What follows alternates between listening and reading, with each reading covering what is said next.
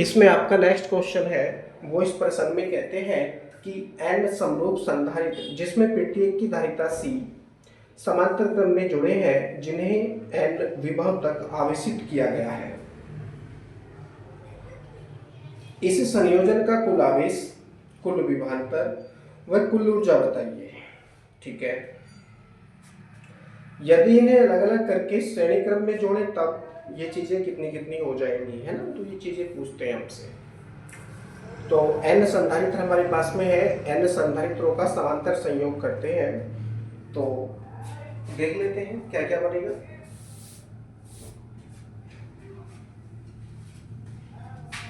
N संधारित्रों को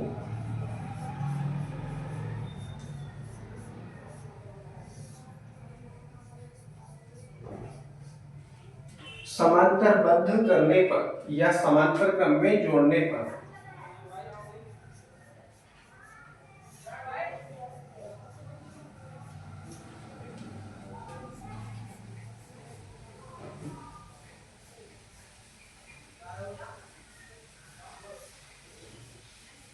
अब देखिए, जब हम उनको समांतर क्रम में जोड़ देंगे तो एक समायोजन बनेगा। उस समायोजन की सबसे पहले तुल्य धारिता ज्ञात करेंगे।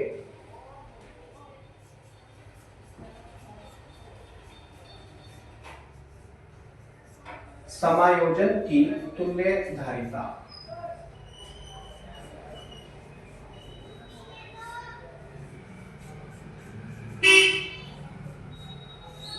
तुल्य धारिता देखिए, समांतर क्रम में उनको जोड़ रहे हैं तो समांतर क्रम में तुल्य धारिता का सूत्र होता है C = C1 + C2 + C3 + C4। लेकिन यहाँ पर सभी संधारित्रों की धारिताएं समान है। सभी संधारित्रों की धारिताएं समान होने के कारण सब C1 C2 C3 सबके स्थान पर क्या प्रयोग करेंगे, C + C + C + C + delta n, क्योंकि n संधारित्र हमको यहाँ पर दे रखे हैं। तो तुल्य धारिता अभी के लिए हम मान लेते हैं कि C' हो जाती है। तो C' = C + C + C + C dot n जोड़ेंगे तो हो जाएगा C' = NC, C' = NC, यानी समांतर क्रम में जोड़ने पर उनकी तुल्य धारिता हो जाती है C' = NC। ठीक है, देखते हैं तुल्य धारिता पूछी थी या हमसे नहीं पूछी थी? नहीं पूछी है जी, तुल्य धारिता हमसे नहीं पूछी है, हमसे पूछा है आवेश। अब इस समायोजन पर कितना आवेश संचित हो जाएगा। अब देखिए, क्योंकि समांतर क्रम में जुड़े हैं, समांतर क्रम में जुड़े होने के कारण प्रत्येक संधारित्र पर विभव समान होगा।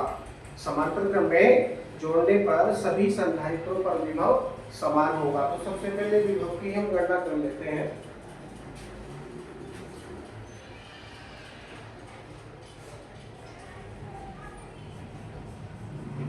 समांतर क्रम में सभी संधारित्रों पर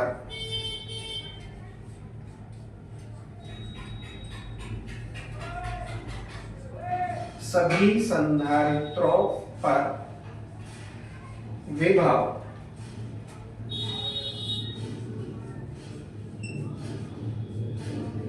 V समान होगा।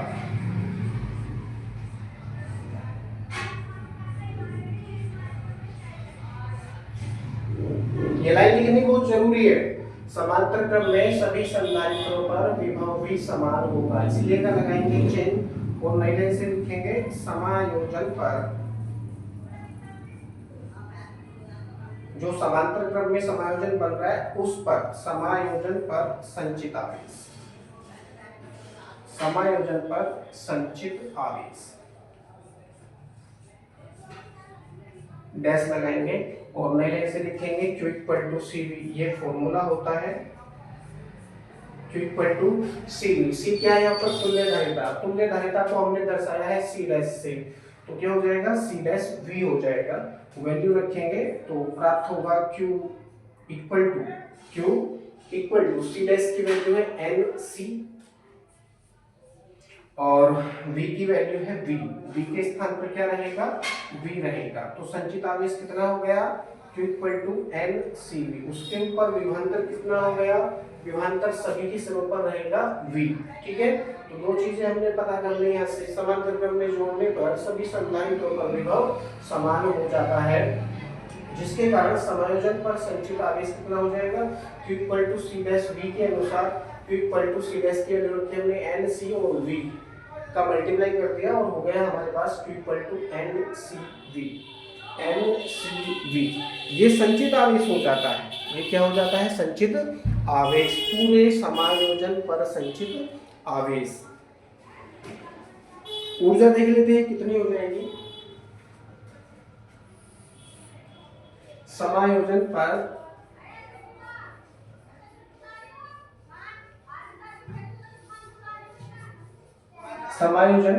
संचित ऊर्जा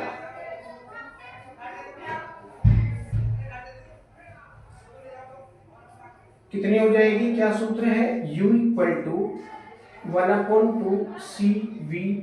C क्या है, तुल्य धारिता, परंतु तुल्य धारिता को C डैश से हमने दर्शाया है तो क्या हो जाएगा, यहाँ पर C डैश हो जाएगा, वैल्यू रखेंगे सब चीज की, तो U equal to 1/2 C dash की वैल्यू कितनी है हमारे पास में, NC कितनी है, NC, और V के स्थान पर रहेगा V तो हो जाएगा V², अर्थात संचित ऊर्जा कितनी हो जाएगी समायोजन पर, U equal to 1/2 NCV²।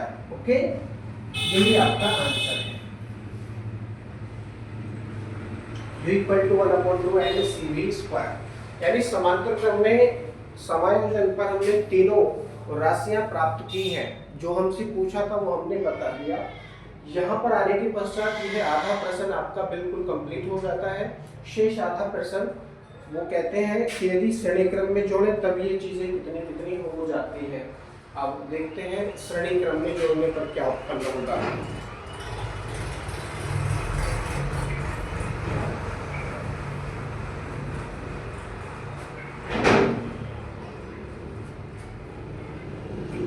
N संधारित्रों को श्रेणी क्रम, अब देखिए श्रेणी क्रम में जोड़ रहे हैं, श्रेणी क्रम में जोड़ने पर समायोजन की तुल्य धारिता, इसको हम अलग ज्ञात करेंगे। श्रेणी क्रम में सभी संधारित्रों पर विभव भी समान नहीं रहता है बल्कि आवेश बराबर रहता है। श्रेणी क्रम में जो है सभी संधारित्रों पर आवेश समान रहता है, इसलिए इस लाइन को हम साफ कर देंगे और जो प्राप्त होगा वो हम देखते हैं।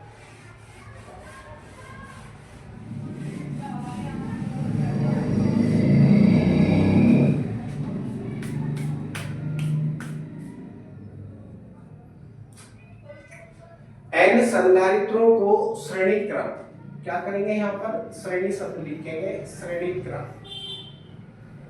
श्रेणी क्रम में जोड़ने पर समायोजन की तुल्य धारिता, मान लीजिए C डबल डैश हो जाती है, क्योंकि C डैश तो हमने माना था समांतर क्रम के लिए, परंतु इसी प्रश्न में यदि श्रेणी क्रम को हमको करना होगा तो तुल्य धारिता हो जाएगी C डबल डैश, कितनी, C डबल डैश, तो लिखेंगे 1/C double dash equal to 1/C plus 1/C plus 1/C plus dot dot n/C, है ना, n/C, क्योंकि यहाँ पर संधारित्रों की संख्या n है, तो क्या हो जाएगा 1/C double dash equal to 1/C plus 1/C plus 1/C plus dot dot n/C। यहाँ पर हम किसकी वैल्यू ज्ञात करेंगे, C डबल डैश की वैल्यू फाइंड करेंगे, तो क्या हो जाएगा C डबल डैश की वैल्यू C/n हो जाएगा, C/n, ये आ जाती है हमारे पास में तुल्य धारिता। श्रेणी क्रम में यदि n संधारित्र जुड़े हैं तो उनकी तुल्य धारिता हो जाती है C/n। ओके,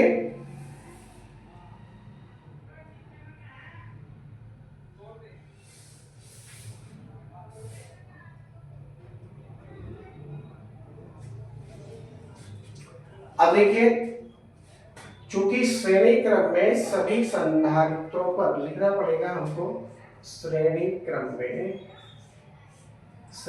में सभी संधारित्रों पर संचित आवेश, सभी संधारित्रों पर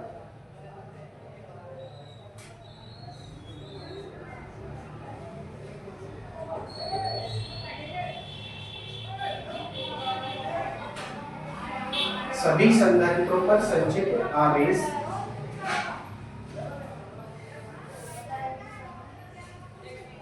क्यू डबल डैश कर लीजिए, आप इसको क्यू डैश कर लीजिए, इक्वल टू सीवी होगा, सीवी होगा, परंतु विभवांतर n गुना हो जाएगा। विभवांतर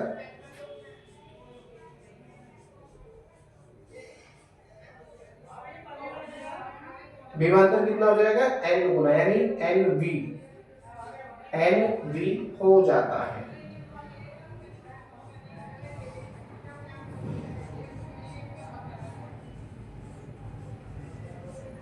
nv हो जाता है।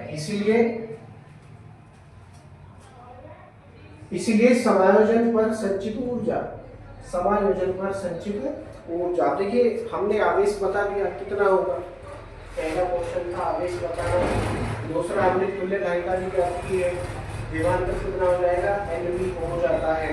अब हम याद करेंगे संचित ऊर्जा, संचित ऊर्जा समायोजन पर संचित ऊर्जा, अब देखिए सी डैश के स्थान पर सी डबल डैश हो जाएगा और बाकी सभी वैल्यूज वही रहेंगे, लेकिन ये वी है, इस वी के स्थान पर वी डैश करो, वी के स्थान पर क्या करो? वी डैश करो, वी डैश का square, V dash equal to N V हो जाता है। अब वैल्यू रखेंगे हम, सी डबल डैश की वैल्यू कितनी है? आगे थोड़ा पढ़िएगा ये सवाल,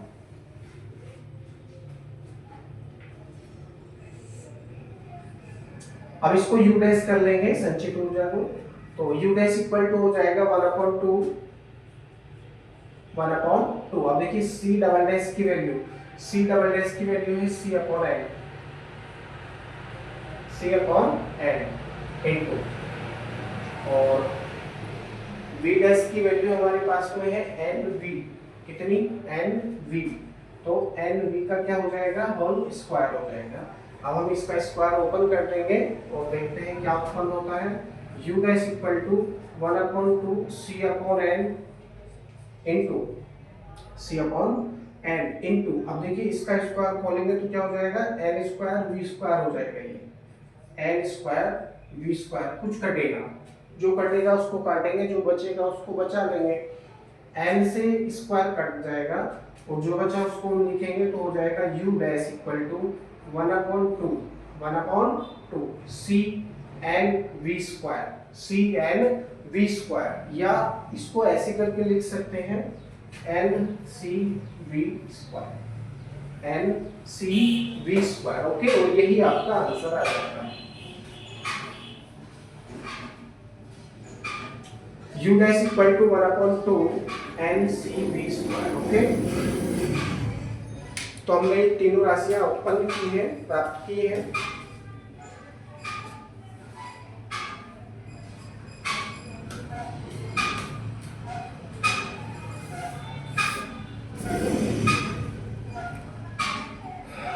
इसमें आपका अगला प्रश्न है, वो इस प्रश्न में कहते हैं कि वायु संधारित्र V1 विभव तक आवेशित है, एक वायु संधारित्र V1 विभव तक आवेशित है, इसे एक समरूप परंतु परावैद्युत पदार्थ से भरे अनावेशित संधारित्र के समांतर क्रम में जोड़ दिया जाता है। यदि आवेश के पुनर्वितरण के पश्चात संयोग का विभवांतर V हो तो पदार्थ का परावैद्युतांक कितना होगा? देखिए सबसे पहले वायु संधारित्र की धारिता हमारे पास में नहीं है तो उसको मान लेंगे, माना वायु संधारित्र की धारिता C है, समरूप परावैद्युत संधारित्र की धारिता Kc होगी। प्रारंभ में वायु संधारित्र पर आवेश CV1 है, इसे परावैद्युत संधारित्र के समांतर क्रम में जोड़ने पर संधारित्रों पर आवेश क्रमशः CV तथा KCV होंगे। इस प्रकार कुल आवेश इतना इतना हो जाएगा, परंतु कुल आवेश CV डैश है। अतः चलिए देख लेते हैं।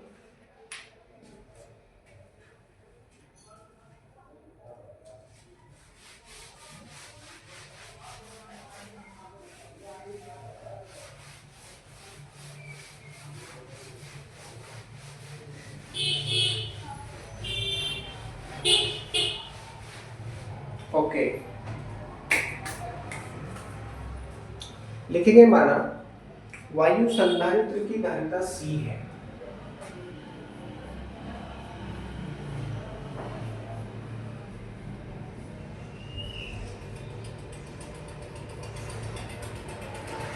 वायु संधारित्र का मतलब है कि उसकी दोनों प्लेटों के बीच में वायु है। वायु संधारित्र की धारिता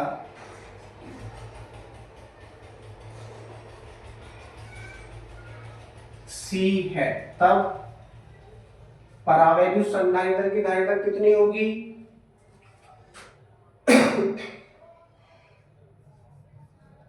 परावैद्युत का मतलब है कि उसकी प्लेटों के बीच में कोई परावैद्युत भर दिया है जिसका परावैद्युतांक K है, जिसका परावैद्युतांक K है। परावैद्युत संधारित्र की धारिता कितनी हो जाएगी? K गुना हो जाएगी,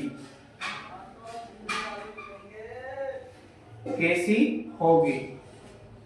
अब धारिताएं तो हमने ज्ञात कर ली है, वायु संधारित्र की और परावैद्युत संधारित्र की, ठीक है। अब दोनों पर कुछ ना कुछ आवेश भी संचित होगा, कुछ ना कुछ आवेश भी संचित होगा। तो सबसे पहले वायु संधारित्र पर देखते हैं कितना आवेश संचित होगा।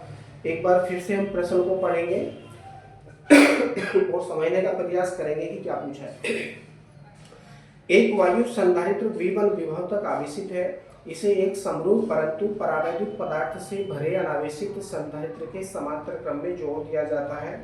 यदि आवेश के पुनर्वितरण के पश्चात संयोग का विभवांतर V हो तो पदार्थ का परावैद्युतांक कितना होगा? तो जो आपका वायु संधारित्र है उसे V1 विभव तक आवेशित किया जाता है, V1 विभव तक आवेशित किया जाता है, जिससे वायु संधारित्र पर संचित आवेश कितना हो जाएगा?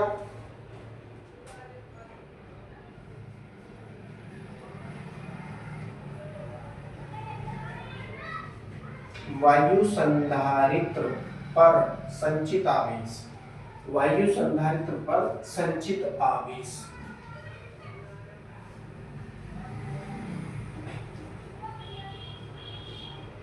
Q इक्वल टू CV सूत्र होता है। Q इक्वल टू कितना होता है? CV, Q equal to CV, परंतु वायु संधारित्र है उसकी धारिता C है केवल, ठीक है। विभवांतर कितना है? V1 है, विभवांतर V1, तो क्या हो जाएगा? Q इक्वल टू CV1 हो जाएगा, यानी वायु संधारित्र पर संचित आवेश कितना हो जाएगा? Q इक्वल टू CV1 हो जाएगा। इसी प्रकार से ज्ञात करेंगे हम परावैद्युत संधारित्र पर संचित आवेश, परावैद्युत संधारित्र पर संचित आवेश। लेकिन उससे पहले क्या किया इन्होंने? इसे परावैद्युत संधारित्र के समांतर क्रम में जोड़ने पर संधारित्रों पर संचित आवेश क्रमशः CV तथा KCV हो जाते हैं। अब इस संधारित्र को, क्योंकि जो पहला संधारित्र है वायु संधारित्र, केवल उसी को वोल्टेज दिया है उन्होंने। एक बात और समझने की है, यहाँ पर बहुत गहराई से बता रहा हूँ, जो आपका वायु संधारित्र है उसे ही V1 विभव तक आवेशित किया गया है, जिसके कारण उस पर संचित आवेश Q इक्वल टू CV1 हो जाता है। अब उसको हटा दिया जाता है।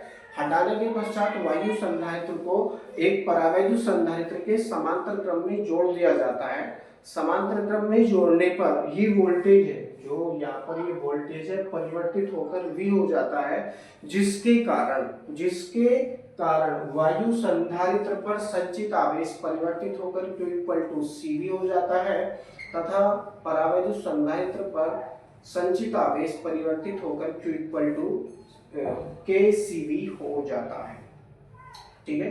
तो लिखेंगे अब इस संधारित्र को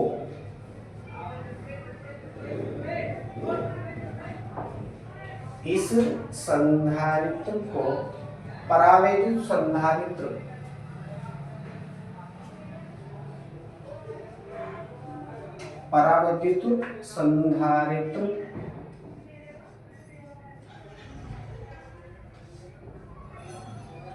के समांतर क्रम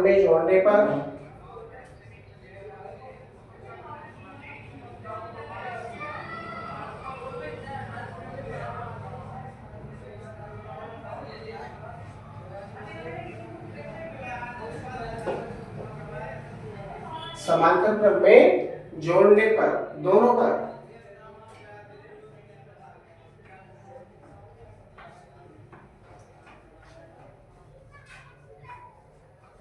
दोनों संधारित्रों पर उभयनिष्ठ विभव,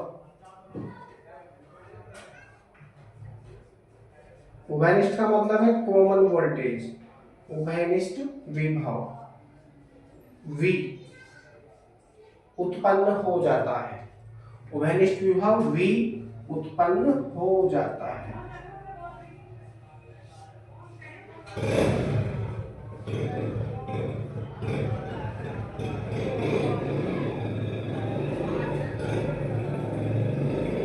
उभयनिष्ठ विभव V उत्पन्न हो जाता है जिससे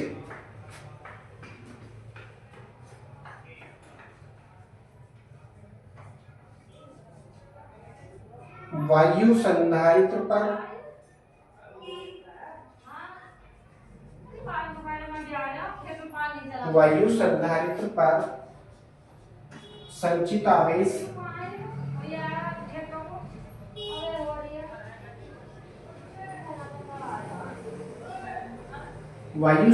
पर संचित आवेश Q dash equal to CV तथा परावैद्युत संधारित्र पर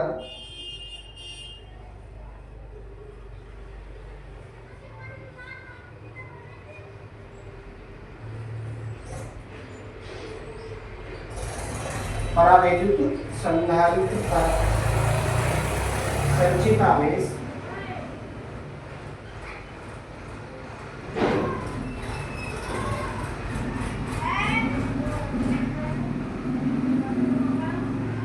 इसको Q डबल डैश मान लेंगे equal to Q double dash equal to same सूत्र है CD, लेकिन धारिता कितनी हो जाती है KC हो जाती है। कितना हो जाएगा KCV हो जाता है।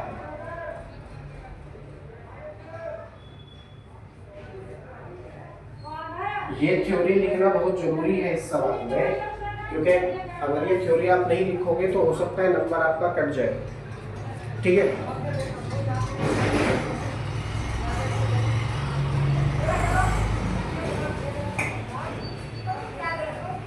अब हम लगाएंगे आवेश का नियम।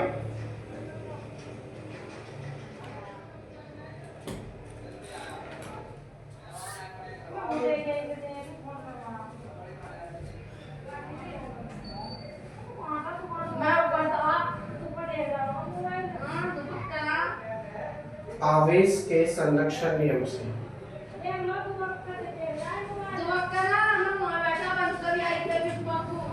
आवेश के संरक्षण नियम से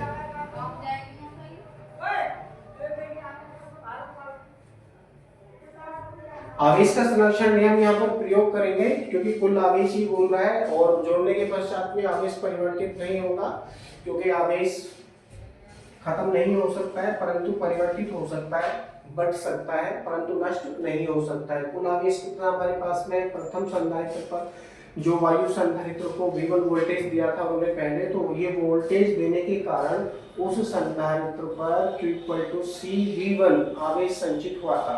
अब उस वोल्टेज को हटा दिया जाता है क्योंकि आवेश तो अब है उसमें। अब इस संधारित्र को परावैद्युत संधारित्र के श्रेणी क्रम में जोड़ने पर, परावैद्युत संधारित्र के श्रेणी क्रम में जोड़ने पर दोनों संधारित्रों पर उभयनिष्ठ विभव V उत्पन्न हो जाता है, जिससे वायु संधारित्र पर संचित आवेश कितना हो गया Q dash equal to CV तथा परावैद्युत संधारित्र पर संचित आवेश Q double dash equal to KCV हो जाता है। ठीक है, तब आवेश के संरक्षण नियम से आवेश का संरक्षण नियम कितना क्या है Q equal to Q dash plus Q double dash, Q dash equal to Q equal to Q dash plus Q double dash. इसका हम प्रयोग करेंगे। Q की वैल्यू आपके पास में है CV1 equal to Q dash की वैल्यू आपके पास में है CV और इसकी वैल्यू आपके पास में है Q डबल डैश की KCV।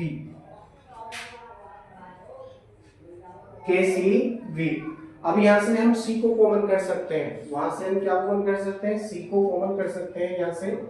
तो क्या प्राप्त होगा CV dash equal to C V dash equal to, अब यहाँ से हम सी को कॉमन करेंगे तो अंदर क्या बचेगा, वी प्लस वी के, वी प्लस वी के, यह हमको प्राप्त होगा।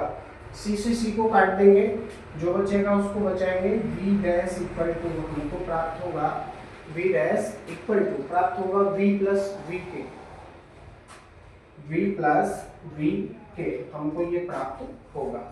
अब देखते हैं क्या पूछा है हमसे, परावैद्युतांक पूछा है, यानी के की वैल्यू हमसे इन्होंने पूछी है, तो के की वैल्यू प्राप्त करने के लिए क्या करेंगे, पक्षांतर करेंगे। पक्षांतर करने पर, पक्षांतर करेंगे तो क्या प्राप्त होगा, इस v को इधर ठालो तो ये किसका हो जाएगा, माइनस का, v K equal to, v K equal to v dash minus v, v dash minus v हमको ये प्राप्त होगा। सॉरी ये v डैश नहीं है, v1 है, ये है v1, हमने डैश कर लिया इसको, ये v1 है, CV1 V1 V1 ठीक है। अब देखिए V टू के है ये, लेकिन हमको केवल के की ही वैल्यू फाइंड करनी है, तो ये V कहाँ पहुंचेगा, सबके अपॉन में चला जाएगा, इसलिए का चिन्ह लगाएंगे और के इक्वल टू प्राप्त होगा हमको V1 minus V upon V, यानी जो माध्यम था प्लेटों के बीच में उसका परावर्तन कितना प्राप्त होता है हमको, K equal to V1 minus V upon V, यही आपका आंसर है।